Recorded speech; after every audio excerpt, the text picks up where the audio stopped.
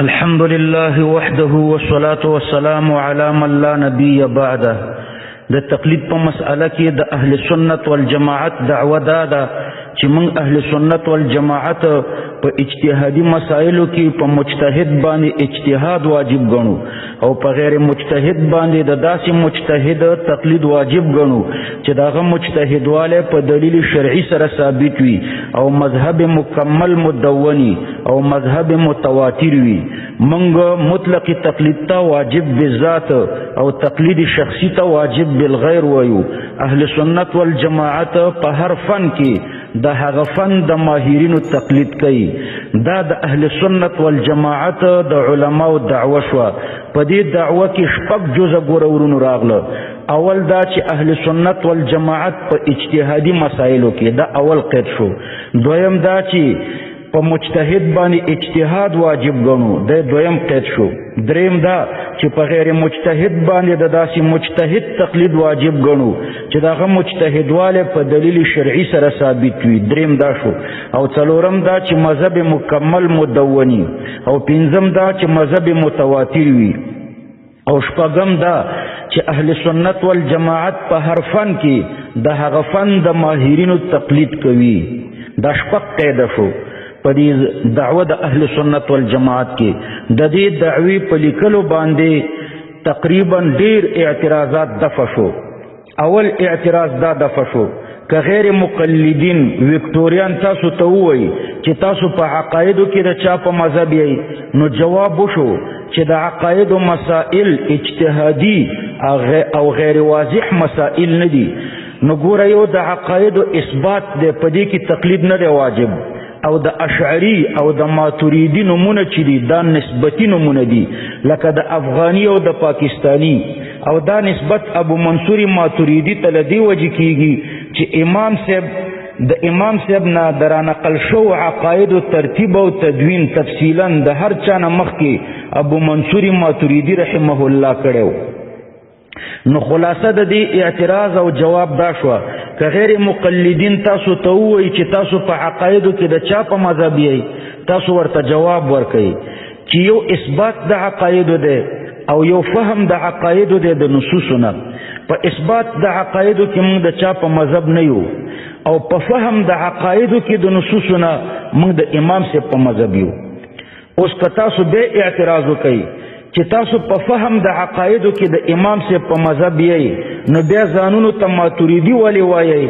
نو جواب دا دی چې دا د ادنا مناسبت له وجې، او هغه دا چې ابو منصور ماتوریدي د امام صاحب نه رانقل کړی شو عقایدو ته تفصیل او ترتیب ورکړو. نو ګورئ ورونو، تقلید په اجتهادي مسایلو کې کیږي. په اجتهادي باب کې مکمل ترتیب او تدوین د مسائلو امام صاحب رحمه الله وکړو. او د عقایدو په باب کې یو حنفی ابو منصور ماتوریدی د امام صاحب نه درانقل شو عقایدو تشریح ترتیب او تدوین وکړو. او یو بل شافعی ابو الحسن اشعری رحمه الله د امام شافعی رحمه الله او د امام مالک رحمه الله نه درانقل شو عقایدو تشریح مکمل ترتیب او تدوین تفصیلا وکړو.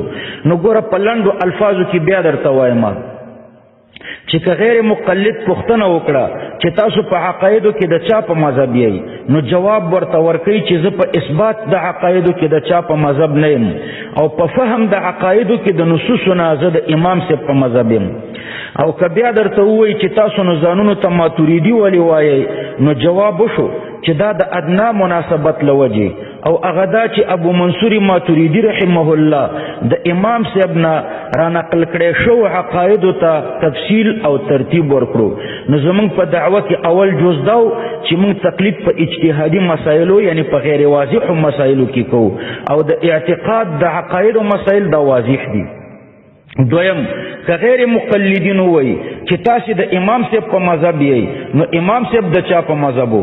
نو دا سوال په دویم قید باندې دفع شو چې موږ په مجتهد باندې اجتهاد واجب ګڼو. امام صاحب مجتهد دی، هغه خو اجتهاد واجب دی، تقلید پرې نه دی واجب. دا داسې سوال دی لکه چې یو څوک په موټر کې ناست دی او وایي چې موږ د ډیرور سورلی یو، نو ډیرور د چا سورلی ده؟ یا یو سړی وایي چې موږ خو په جامع مسجد کې د امام پسې اقتدا کړې ده، نو امام په چا پسې اقتدا کړې ده؟ دریم اعتراض، که غیر مقلد وایي چې تاسې ولې د دې زمانې له یو ژوندي مولا نه پوښتنه نه کوئ، نو په دې دعوه کې په څلورم قید باندې ما درته جواب ورکړو چې زه له داسې کس نه توضیح طلبوم او تقلید کوم چې مجتهد وي. که غیر مقلد دعوه وکړي چې زموږ فلان مولا مجتهد دی، نو ته به ورته ووایي چې ته د خپلو اصولو مطابق د دې مولا مجتهدوالی په دلیل شرعي باندې چې ستا په صرف آیات او حدیث ته ثابت کړه. که غیر مقلد وایي چې ته د امام صاحب مجتهدوالی په دلیل شرعي باندې ثابت کا، نو ته به ورته د خپلو اصولو مطابق جواب ورکړي چې زما اصول څلور دي او د امام صاحب مجتهدوالی په اجماع د فقهاو او د محدثینو باندې ثابت دی. څلورم اعتراض، که غیر مقلد اعتراض وکړي چې ته ولې د ابوبکر صدیق یا د حضرت عمر رضی الله عنهما په مذهب نه، نو څلورم قید په دې دعوه کې ما درته لګولی چې مذهب به مکمل مدوني، نو په دې قید باندې جواب وشو. جواب دا وشو چې د دې صحابو د ابوبکر صدیق یا د حضرت عمر رضی الله عنهما مذهبونه مکمل مدون شوي نه دي، بلکې هغوی په جهاد او د جهاد په شان د دین په نورو ضروریاتو باندې مصروف و، تدوین ته وزګار نه و. بیا هم که وابیان سرزوري کوي، نو زه به د فقه د یو کتاب صرف د یوې صفحې یو څه مسائل، یو 10 مسائل درته ذکر کم، او وابیان دې د حوالې سره د هرې مسئلې په اړه د ابوبکر صدیق مذهب راته بیان کی، یا دې د حضرت عمر رضی الله عنه مذهب راته پکې بیان کی. پنځم قید ما درته دا ذکر کړی چې مذهب به متواتري. نو که غیر مقلد اعتراض وکړي چې ته ولې شافعي یا مالکي او یا حنبلي نه، نو جواب ګوره دا ورته ورکوي په دې پنځم قید چې د دوی مذهب دلته متواتر نه دی. د کوم وخت نه چې اسلام د بر صغیر دی ملکونو ته راغلی دی، نو دلته تمام مدارس او مفتیان او کتابونه د امام صاحب د مذهب چلیږي.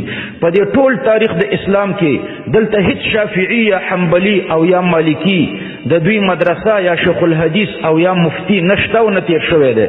دلته د شافعیانو او یا مالکیانو او یا حنبلیانو په نوم باندې هیڅ مسجد نشته او نه تیر شوی دی. نو په دې ملکونو کې صرف د امام صاحب مذهب متواتر دی او د امام مالک امام شافعي مذهبونه دلته متواتر نه دي. او موږ په دعوه کې دا ویلو چې موږ د داسې مجتهد تقلید کوو چې مذهب متواتري.